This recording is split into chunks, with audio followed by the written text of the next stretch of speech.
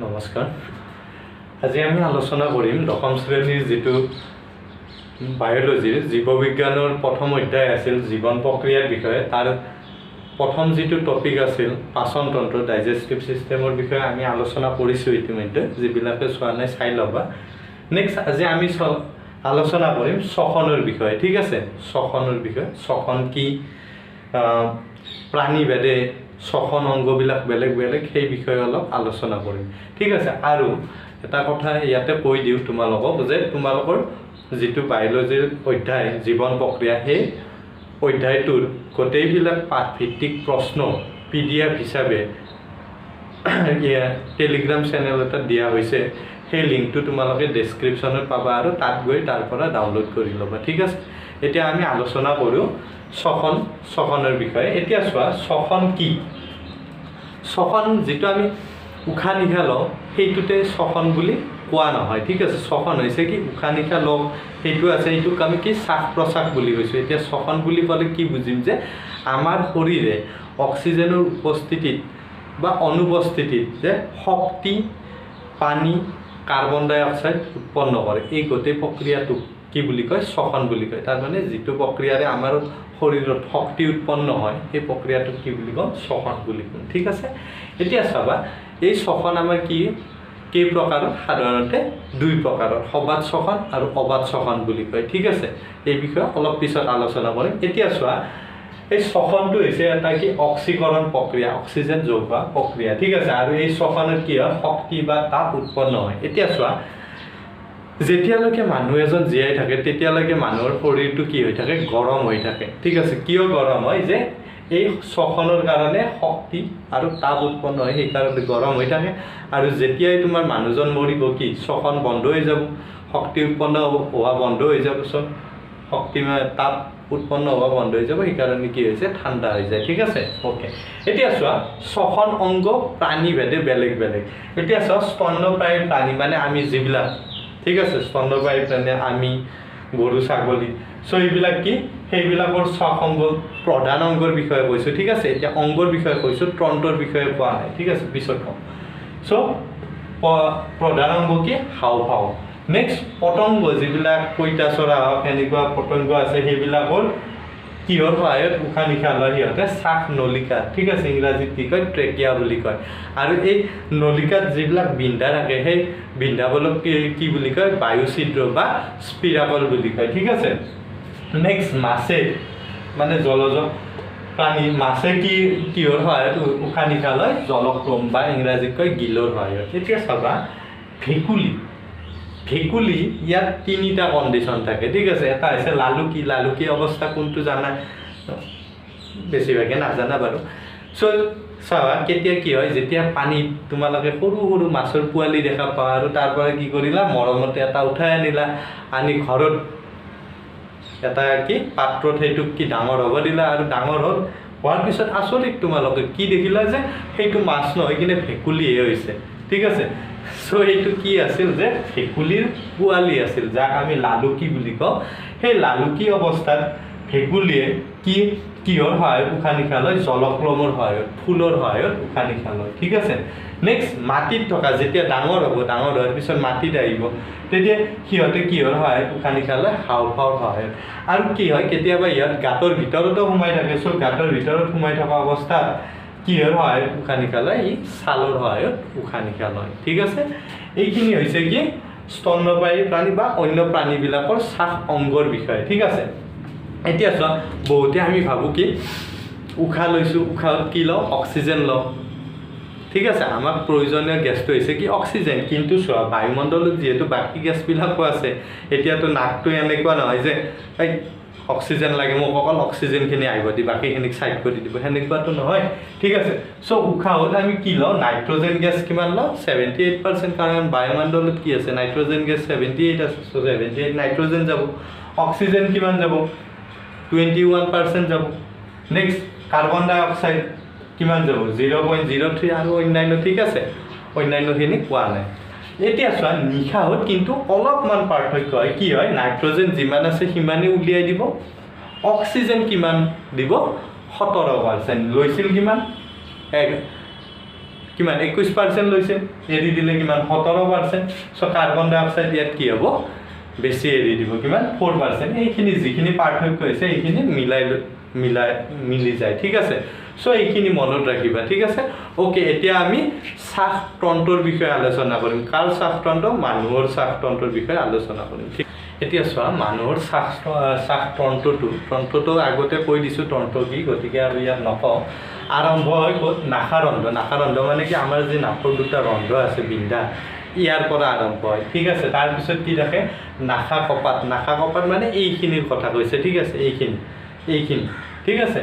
তাৰপিছত হৈছে ফেৰিংছ, ইয়াৰ পৰা ইয়ালৈকে এইখিনিত, যিখিনিত আমাৰ তোমাৰ কি আছে দুটা গাঁত আছে, ঠিক আছে, গহ্বৰ আছে, তাৰমানে ধৰা গহ্বৰটো তাৰে পিছতে ভাগ হৈ যাব আমাৰ কি হলৈকে তোমাৰ গ্লটিছ আৰু গালেট, ঠিক আছে, সেইখিনি, ঠিক আছে। এই ওপৰৰখিনি ভাগ হোৱা লাগে, মানে শ্বাসনলী আৰু খাদ্যনলী ভাগ হোৱাৰ ওপৰৰখিনি।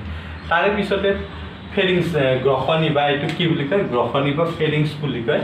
তাৰে তলতে হৈছে কি লেৰিংছ বা স্বৰযন্ত্ৰ। স্বৰযন্ত্ৰ মানে এইটো, ইয়াত যদি হেঁচি ধৰিও আমি কি কথা ক'ব নোৱাৰিম, এই ইয়াৰ পৰাই মানে আমাৰ কি চাউণ্ডটো আহি আছে, ঠিক আছে, মাতটো আহি আছে। নেক্সট হৈছে শ্বাসনলী, এই নলীডাল, ঠিক আছে, ইয়াত চিত্ৰটোত চালে গম পাবা। নেক্সট ব্ৰংকাছ, ঠিক আছে। ব্ৰংকাছ কোনটো? এই শ্বাসনলীডাল দুটা পাৰ্টত ভাগ হৈছে, ইফালে এটা পাৰ্ট, এইফালে এটা পাৰ্টত গৈছে, ঠিক আছে। চ' এইটো কি বুলি কয়? ব্ৰংকাছ বুলি কয়। নেক্সট ব্ৰংকাছৰ পিছত চোৱা, এই ব্ৰংকাছৰ পিছত এইবিলাক দেখিছানে কুৰকুৰিৰ দৰে এইবিলাক কি লাগি আছে, ঠিক আছে। এইবিলাক কি বুলি কোৱা হয়? বায়ুমনা বা এলভিঅলাছ বুলি কোৱা হয়, ঠিক আছে। ওকে, এতিয়া আমি এই গোটেইবিলাকৰ কামবিলাক আমি জানিম, ঠিক আছে। এতিয়া চোৱা, নাসাৰৰ দৰে আমাৰ বায়ু সোমায় আৰু নাকত থকা কিছুমান সৰু সৰু নোম, যিবিলাক নোম আছে, সেই নোমে কি কৰে? এই বায়ুৰ লগত অহা ধূলি মাকতিবিলাক ইয়াতে ৰাখি দিয়ে, ঠিক আছে। নেক্সট সেই বায়ুখিনি ক'ত যায়? নাসা কপাতলৈকে যায়, ঠিক আছে। নাসা কপাতত এবিধ পদাৰ্থ থাকে যাক আমি কোৱা হয় শ্লেষ্মা বুলি কোৱা হয়, ঠিক আছে। নাসা কপাতত থকা শ্লেষ্মাই কি কৰে? এই যে ধৰা কিছুমান অশুদ্ধি পদাৰ্থ আকৌ গুচি গ'ল, সেই পদাৰ্থবিলাক সেই শ্লেষ্মাই কি কৰিব? তাতে লাগি ৰ'ব আৰু এসপ্তাহমান পিছত, ঠিক আছে, উলিয়াই দিওঁ, হয়নে? আমি খোচাৰি উলিয়াই থাকোঁ, ঠিক আছে। নেক্সট চোৱা, নাসা কপাতৰ পিছতে কি আহি গ'ল? ফেৰিংছ, ঠিক আছে। ফেৰিংছ যাক আমি কি কৈছোঁ? গ্ৰসনি বুলি কৈছোঁ, ঠিক আছে।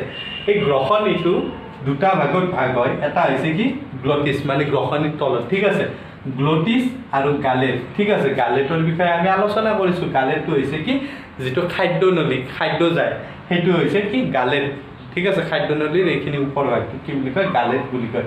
নেক্সট আৰু এইটোত কি হয়?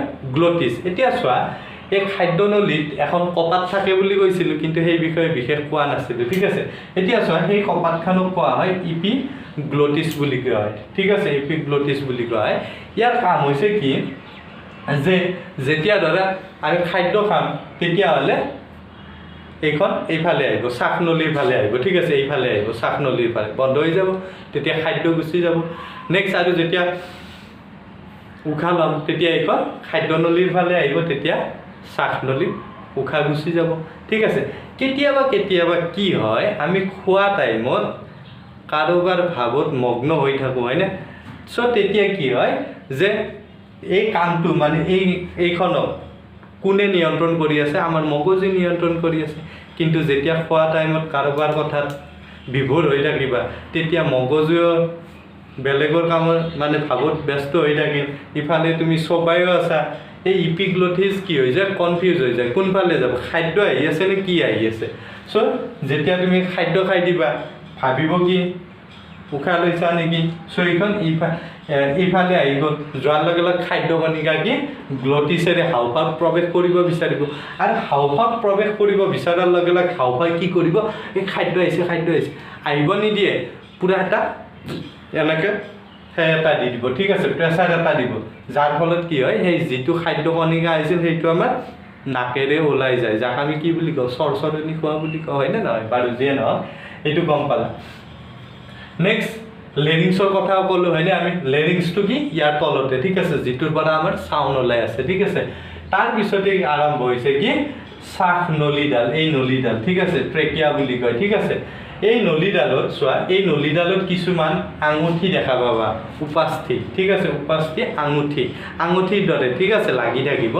সেই এই লাগি থকাৰ কাৰণ হৈছে কি যাতে নলীডাল কি হয় চেপেটা হৈ নাযায় তাৰ মানে কি যদি এই আঙুঠিকেইটা নাথাকে এই নলীডাল চেপেটা হৈ যাব আৰু আমি উশাহ ল'বও নোৱাৰিম ঠিক আছে উশাহটো নাযাবই কাৰণ চেপেটা হৈ লাগি ধৰিলে উশাহ কেনেকৈ যাব ঠিক আছে এই নলীডালে কি কৰে ধৰি থাকে এই আঙুঠিকেইটাই উপাস্থিকেইটাই কি কৰে ইয়াক ধৰি থাকে যাতে চেপেটা হৈ নাযায় ঠিক আছে ওকে এইখিনি গম পালোঁ ঠিক আছে নেক্সট চোৱা এই নলীডাল আহি ক'ত দুটা ভাগত ভাগ হৈছে মানে আমাৰ হাওঁফাওঁ দুটা ভাগ হৈ গৈছে ঠিক আছে বাওঁফালে গৈছে এটা সোঁফালে গৈছে আৰু এই ভাগ হোৱা সেইটো কি বুলি কয় ব্ৰংকাইছ বুলি কয় এই দুটা কি ব্ৰংকাইছ ঠিক আছে ব্ৰংকাছ এতিয়া চোৱা ব্ৰংকাছবিলাকৰ আকৌ মূৰত কি লাগিছে কিছুমান মনা কিছুমান লাগিছে যাক আমি কি বুলি কওঁ বায়ু মনা বুলি কওঁ ইংলিছত কি বুলি কয় এলভিওলাছ বুলি কয় ঠিক আছে ওকে এতিয়া চোৱা এই বায়ুখিনি আহি কিনে আমাৰ ক'ত জমা হ'ব এলভিওলাছত জমা হ'ব বায়ু মনাত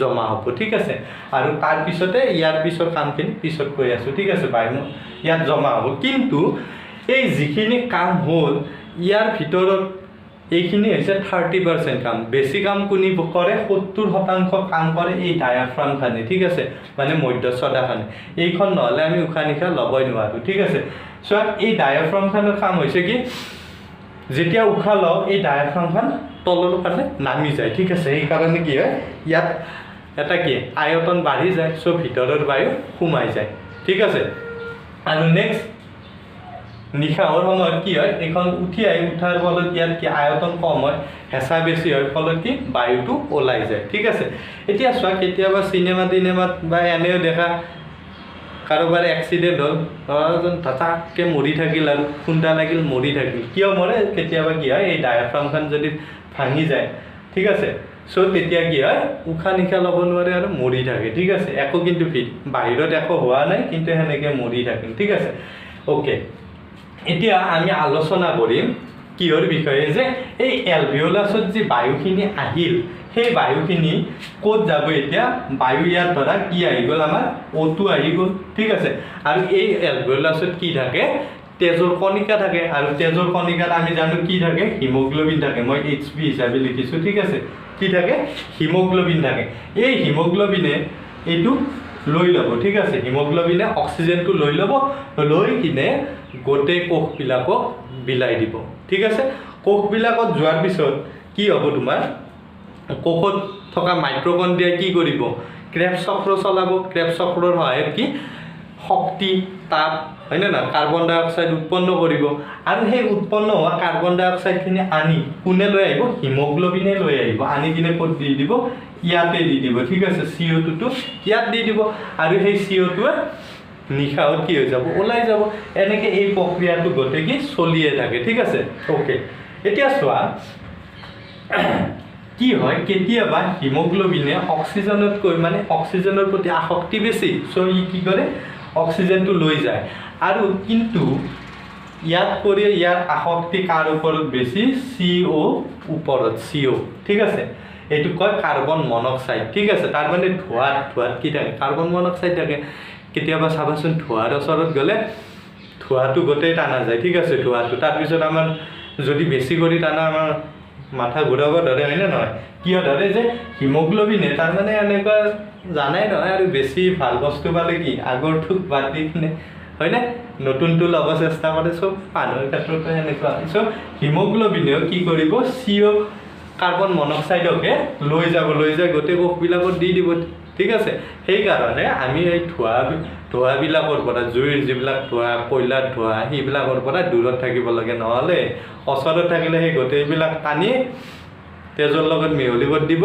দিয়াৰ পিছত আমাৰ কি মাথা ঘূৰাব ধৰিব আৰু হয়তো মৃত্যু হ'ব পাৰে ঠিক আছে বেছি হ'লে ওকে এইখিনি হৈছে হিমোগ্লোবিনৰ বিষয় নেক্সট চোৱা আৰু অলপ জানিব লগা আছে কি যে যি হাওঁফাওঁৰ যিটো আৱৰণ আছে এই আৱৰণখন কিহেৰে বনোৱা প্লিউৰাৰে বনোৱা এইখন এখন কি টান আৱৰণ কিহেৰে বনোৱা প্লিউৰাৰে বনোৱা থাকে ঠিক আছে ওকে এতিয়া শ্বসনৰ বিষয়ে চোৱা শ্বসন আমি গম পালোঁ শ্বসন কেনেকৈ হয় তোমালোকে যদি নাজানা ক্ৰেবছ চক্ৰ কি সেইটো ক্লাছ 9ৰ যিটো বায়'লজিৰ চেপ্টাৰ আছে ঠিক আছে ফাণ্ডামেণ্টেল ইউনিট অফ লাইফ বুলি চেপ্টাৰটো আছে তাত বুজোৱা আছে সেইটো তোমালোকে চাই ল'ব পাৰিবা ঠিক আছে ওকে ইয়াত চোৱা শ্বসন কেই প্ৰকাৰৰ হয় প্ৰধানকৈ দুই প্ৰকাৰৰ সবাত শ্বসন আৰু অবাত শ্বসন ঠিক আছে সবাত শ্বসন হৈছে কি এই যে অক্সিজেন লৈ গৈ কিনে ক'ত মাইক্ৰকন্ড্ৰিয়াত দিছে মাইক্ৰকন্ড্ৰিয়াত কি গ্লুক'জনো ভাঙি কিনে কি উৎপন্ন হৈছে শক্তি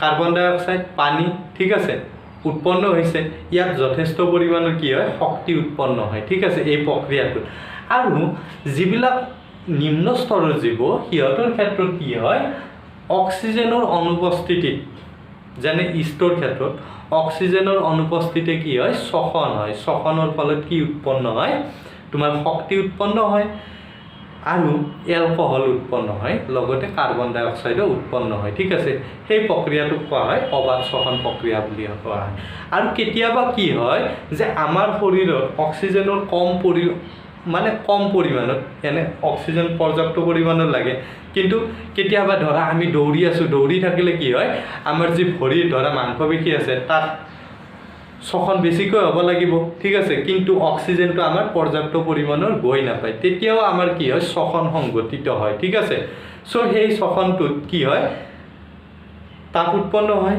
লগতে কি লেক্টিক এচিড উৎপন্ন হয় কাৰ্বন ডাই অক্সাইড উৎপন্ন হয় যাৰ ফলত আমাৰ কি হয় এই লেক্টিক এচিড উৎপন্ন হোৱাৰ ফলতে আমাৰ কি হয় দৌৰাৰ পিছত এই ভৰিৰ মাংসপেশীবিলাক কি হয় বিষাব ধৰে কিহৰ কাৰণে বিষায় যে এই লেক্টিক এচিডৰ কাৰণে বিষায় ঠিক আছে এতিয়া চোৱা তোমালোকে এই যিটো আছে শ্বসন শ্বাসতন্ত্ৰ বা শ্বসন প্ৰক্ৰিয়া আছে ইয়াৰ বিষয়ে তোমালোকৰ প্ৰশ্ন এনেকুৱা আহে যে মানুহৰ